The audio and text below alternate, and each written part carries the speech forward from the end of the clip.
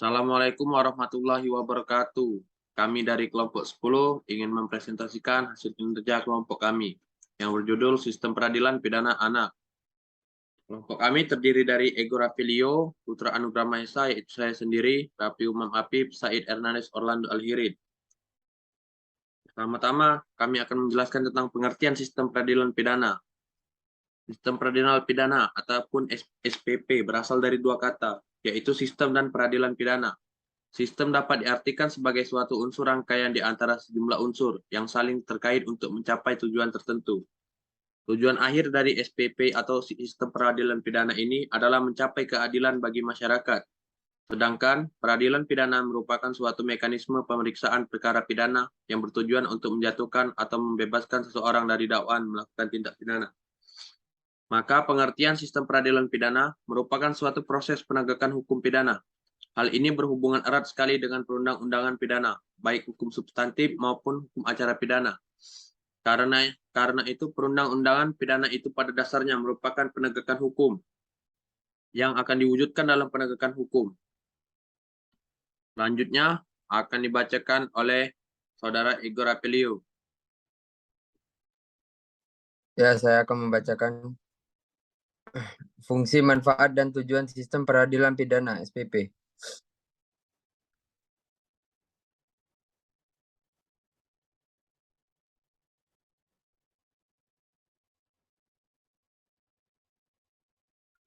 Fungsi, manfaat, dan tujuan SPP. Fungsi SPP A. Fungsi preventif. B. Fungsi represif.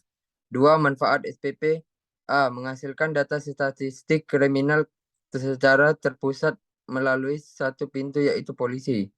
B. Mengetahui keberhasilan dan kegagalan sistem secara terpandu dalam pengulangan kejahatan. C. Pemanfaatan yang terdapat dalam poin 1 dan 2 tersebut dapat dijadikan bahan masukan bagi pemerintah dan kebijakan sosial. D. Memberikan jaminan kepastian hukum baik kepada individu maupun masyarakat. 3. Tujuan SPP.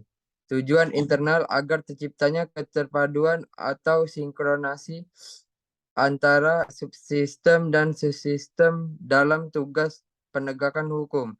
Sedangkan tujuan eksternal untuk melindungi hak-hak asasi tersangka, terdakwa, dan terpidana sejak proses penyelidikan sampai proses pemidanaan. Selanjutnya akan dibacakan oleh Said Hernandez Orlando. 3. Tujuan sistem peradilan pidana anak SPPA.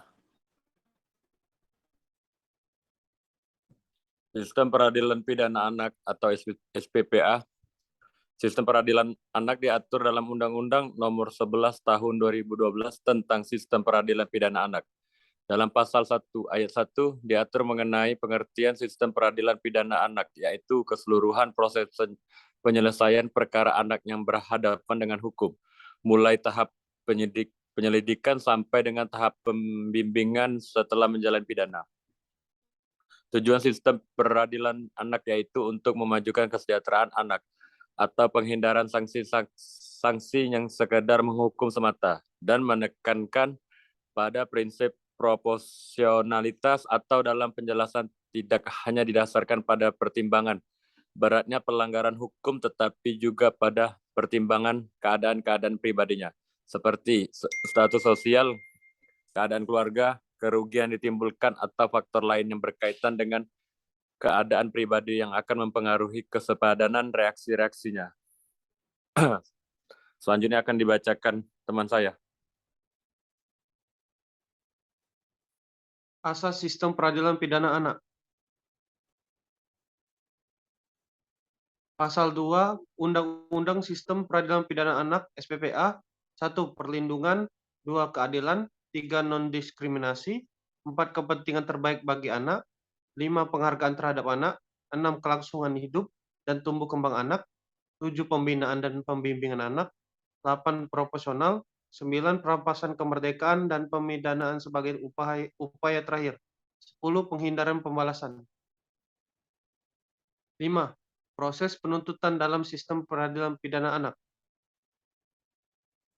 Penuntutan terhadap anak dimulai dari pelimpahan berkas ke pengadilan yang mewajibkan penuntut umum untuk menyampaikan pemberitahuan terhadap terdakwa tentang ketentuan hari dan waktu perkara disidangkan yang disertai surat panggilan. Penuntut umum dalam menjalankan tugasnya berwenang melakukan penahanan dan atau penahanan lanjutan. Penahanan tersebut dilakukan paling lama 10 hari. Apabila dalam jangka waktu tersebut pemeriksaan belum selesai, penuntut umum meminta untuk dapat memperpanjang penahanan oleh Ketua Pengadilan Negeri yang berwenang paling lama 15 hari. Di dalam waktu 25 hari, penuntut umum harus melimpahkan berkas perkara belum dilimpahkan ke pengadilan negeri, maka tersangka harus dikeluarkan dari tahanan demi hukum. Menurut ketentuan Undang-Undang Sistem Peradilan Anak Nomor 11 Tahun 2012, merumuskan bahwa pemeriksaan di sidang pengadilan terhadap perkara anak dilakukan oleh hakim yang ditetapkan berdasarkan keputusan Ketua Mahkamah Agung atau penjabat lain yang ditunjuk oleh Ketua Mahkamah Agung atas usul Ketua Pengadilan Negeri yang bersangkutan. Hakim memeriksa dan memutuskan perkara anak dalam tingkat pertama dengan hakim tunggal. Kemudian anak telah dituntut dapat dilakukan penempatan secara terpisah yang diatur dalam Peraturan Perundang-undangan Indonesia. Anak berhak mendapat perlindungan dari perlindungan anak. Lembaga perlindungan anak ini disebut dengan Lembaga Pembinaan Khusus Anak (LPKA). Kesimpulan A. Sistem peradilan anak diatur dalam Undang-Undang Nomor 11 Tahun 2012 tentang Peradilan Pidana Anak. Sistem peradilan pidana anak itu keseluruhan proses penyelesaian perkara anak yang berhadapan dengan hukum, mulai dari tahap penyidikan sampai dengan tahap pembimbingan setelah menjalani pidana. Undang-Undang Perlindungan Anak hanya melindungi anak sebagai korban, namun anak sebagai pelaku seringkali diposisikan sama seperti pelaku tindak pidana yang dilakukan oleh orang dewasa. B. Secara harfiah, sistem peradilan pidana anak sudah diatur secara jelas di Indonesia, mulai dari tujuan sampai dengan asas yang mengatur. Hakim memeriksa dan memutuskan perkara anak dalam tingkat pertama dengan hakim tunggal. Kemudian anak yang telah dituntut dapat dilakukan penempatan secara terpisah yang diatur dalam Peraturan Perundang-undangan di Indonesia.